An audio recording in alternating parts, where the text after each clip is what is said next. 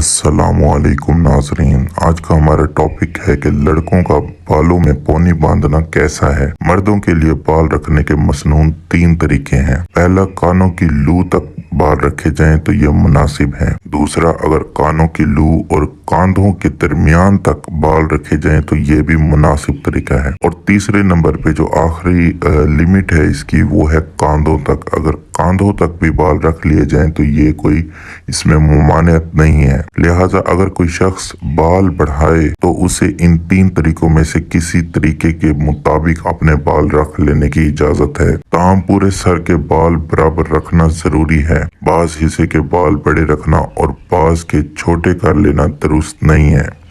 लेकिन मर्द के लिए इस तरह बाल बढ़ाना कि औरतों से मुशाबियत हो जाए, इस लड़कियों की मुशाबियत बालों की पोनी बनाना भी जायज नहीं है। मतलब अगर आप बालों में पोनी बांधते हैं तो ये नाजायज है, ये जायज तरीक़ाकार नहीं है, इससे इज्तनाब करें। और दूसरी जानिब अगर हम बच्चों के बालों की बात करें तो बच्चों के बालों की हिफाजत या जीनत के लिए बालों में 1, 2 या इससे ज़ायद चोटियाँ बनाना दुरुस्त है, बशर्त ये कि इससे गैर अक़वाम और फास्का औरतों की मुशाबियत ना हो।